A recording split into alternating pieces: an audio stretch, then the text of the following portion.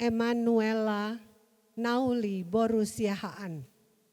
Seorang pengusaha sukses, memiliki ribuan hektar kebun sawit yang hasilnya kalian tahu sendiri. Apalagi dengan harga sawit sekarang. Belum lagi jaringan bisnis yang ia kelola. Ada puluhan toko swalayan di berbagai kota di Riau dan jaringan restoran bahkan merambah sampai ke Jakarta. Kalau aset dalam bentuk ruko jangan ditanya. Sebut aja tempat yang banyak menghasilkan hepeng. Rukonya ada di sana. Wajahnya sering terpampang di berbagai media dan dikenal sebagai seorang yang suka beramal. Bahkan tidak segan-segan menampung anak-anak jalanan yang sering ia pamerkan dan menjadi salah satu penggerak dari mesin uangnya. Wah. Satu lagi, Emanuela sangat suka membicarakan hal-hal rohani di gereja, di Parsautawan, kumpulan-kumpulan Kristen dan juga di media sosial. Dan tentu saja sangat-sangat dipuja oleh banyak pengagumnya. Selalu mendapat tempat yang paling terhormat kapanpun ia terlibat dalam kegiatan-kegiatan itu.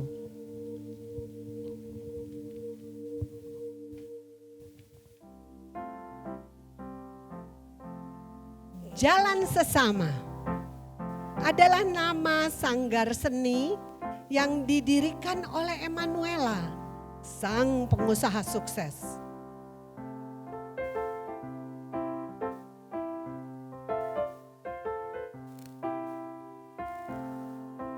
Mereka adalah anak-anak jalanan yang memiliki banyak bakat dan talenta di bidang musik dan tarian.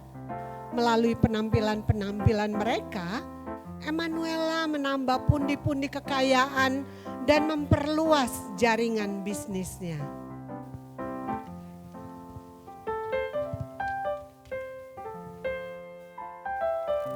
Alana adalah orang kepercayaan Emanuela yang sudah bersama Emanuela sejak kerajaan bisnisnya belum seperti sekarang.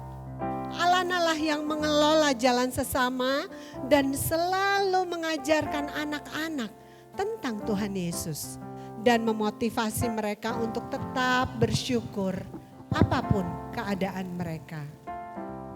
Sepertinya luar biasa ya. Tapi tunggu dulu, belakangan ketahuan ternyata apa yang mereka alami tidak seindah itu. Alana harus berjuang dengan anggaran pas-pasan agar anak-anak tetap dapat berlatih dan memberi penampilan terbaik mereka. Tempat mereka berkumpul dan latihan hanyalah sebuah gudang tua di daerah yang kotor.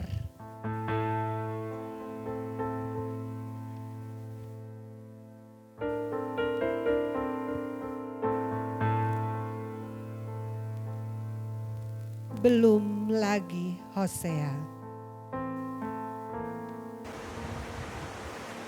Tukang foto pribadi Emanuela yang selalu bersedia mendampingi kemanapun ia pergi.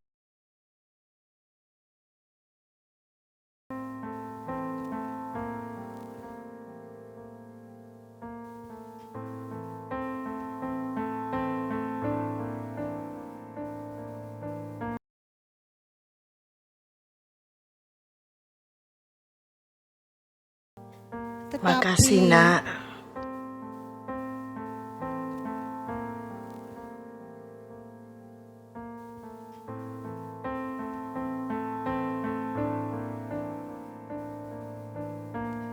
Mak, maafkan saya mak, belum bisa bawa mama ke rumah sakit karena saya belum gajian. Kalau nanti aku gajian, pasti saya bawa mama operasi biar cepat sembuh. Gak usah kamu berasa berhutang kalau kamu melakukan kehendaknya. Kita tunggu keajaibannya.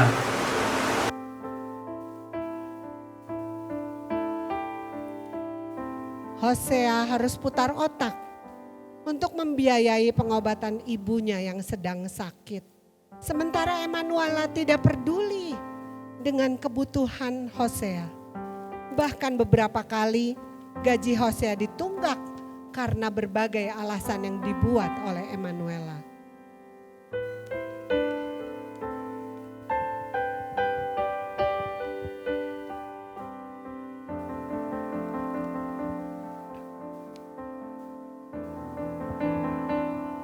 Emanuela Nauli Borusiahan. Aku melihat segalanya dari sini.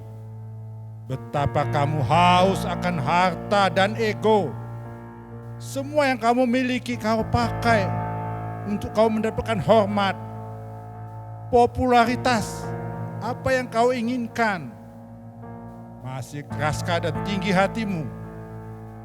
Bahkan Alana yang membantumu bertahun-tahun dan mendidik anak-anak asuhmu di komunitas. Tukang fotomu Hosea. Orang-orang di sana kau gaji kecil. Separuh dari upah minimum provinsi sektor perkebunan juga tidak ada.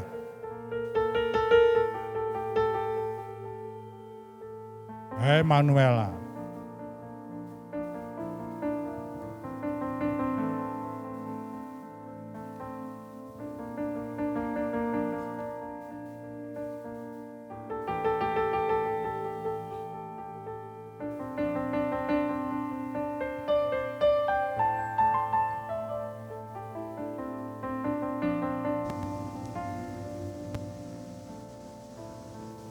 Mama, tadi Noel sekolah minggu menggambar loh. Bentar Noel. Pak Iko, tolong bawa Noel ke atas deh.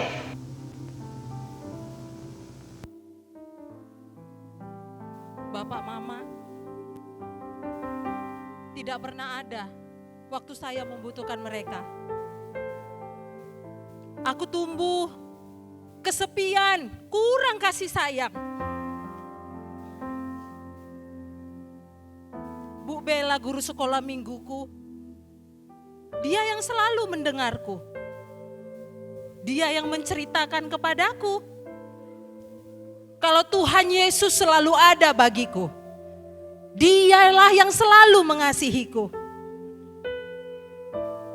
Tapi Bu Bella tewas kecelakaan motor. Tidak ada lagi yang mengasihiku.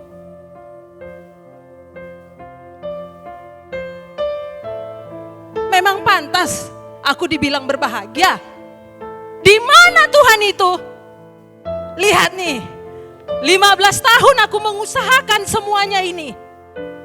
Lihat mereka, banyak mengagumiku. Lihatlah. Emanuela masih mengeraskan hatinya.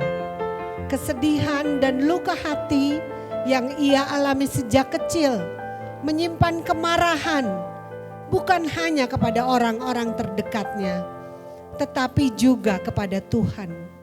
Sehingga hidupnya berjalan ke arah yang semakin menyimpang. Bukan lagi berpegang kepada kekuatan Tuhan, tetapi kekuatan dirinya sendiri.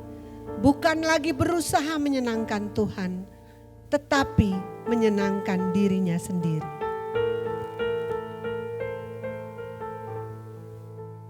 Bukankah manusia seperti itu juga? Bukankah kita seperti itu juga?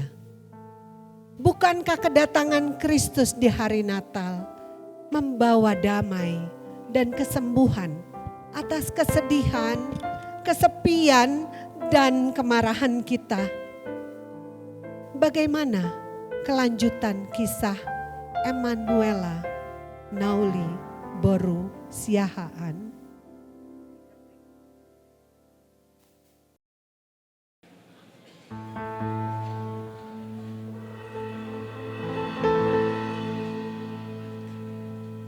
Emanuela, engkau masih saja mengeraskan hatimu. Tidak tahukah kalau aku begitu mengasihimu? dan ingin engkau kembali kepadaku. Aku akan menunjukkan kepadamu apa yang akan terjadi di masa depan. Jika engkau masih saja mengeraskan hati dan terus berjalan di dalam jalan kegelapan, lihat apa yang terjadi untuk orang-orang di sekitarmu. Berilah dirimu sekarang, Emanuela.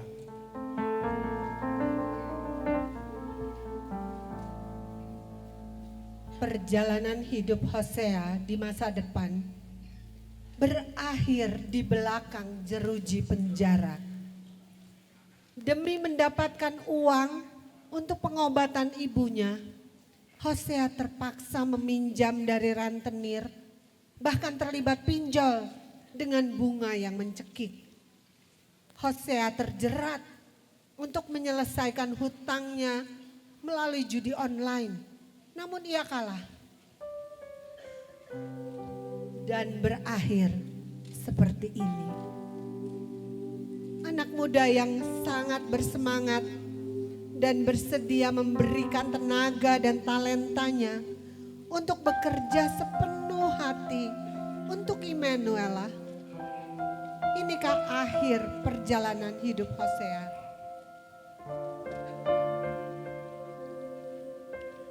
Seandainya aku mendengarmu saat itu. Kalau ku tahu kau sedang membutuhkan,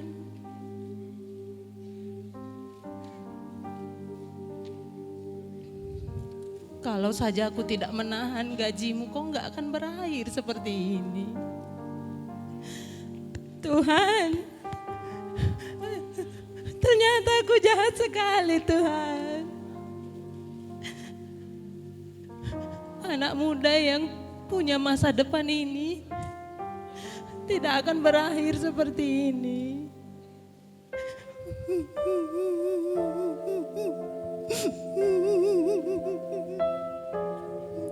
Engkau akan menyaksikan kisah hidup masa depan dari seseorang yang peduli dan memperhatikanmu.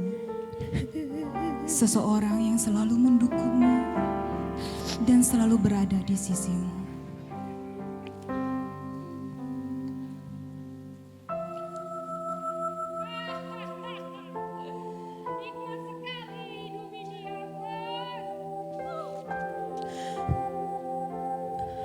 Alana, kenapa kau jadi seperti ini? Jangan jadi seperti aku.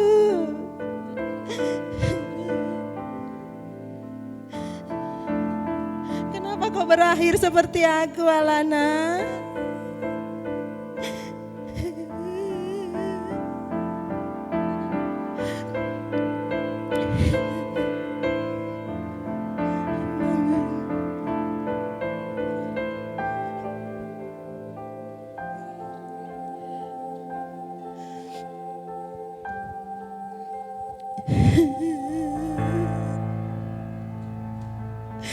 Tuhan, aku tahu aku gila harta kekayaan. Aku tahu aku suka ketenaran. Maukah kau mengampuniku, Tuhan? Aku gak mau anak-anak itu seperti itu, Tuhan. Maukah Engkau mengampuni semua dosa-dosaku, Tuhan?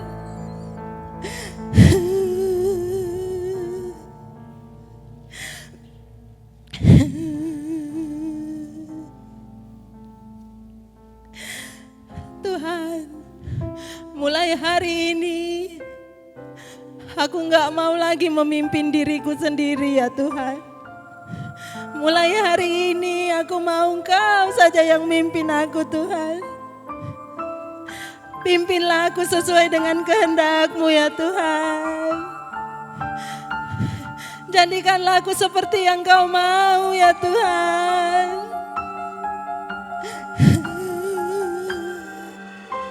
Jadilah juru selamat yang selalu memegang tanganku, ya Tuhan.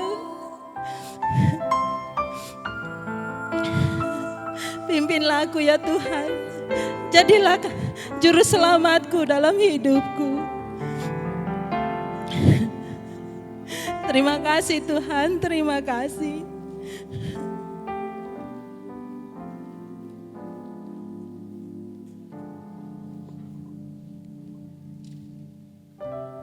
Sungguh akhir perjalanan hidup yang indah ketika seseorang datang berlutut di hadapan Tuhan, menyadari kesalahannya, mengakui dosanya, dan membuka hati untuk menerima Kristus sebagai juru selamat dalam hidupnya. Kisah perjalanan hidup ini menjadi perenungan bagi diri kita masing-masing. Bagaimana perjalanan hidup kita di masa lalu?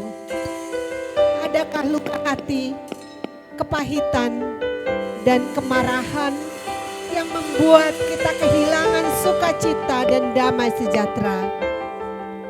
Natal adalah pernyataan kasih Allah yang terbesar bagi kita, karena Kristus yang datang membawa jalan damai dan kehidupan yang kekal, melepaskan kita dari belenggu dosa dan mengaruniakan sukacita sorgawi dan damai sejahtera yang terus mengalir dalam hidup kita. Immanuel,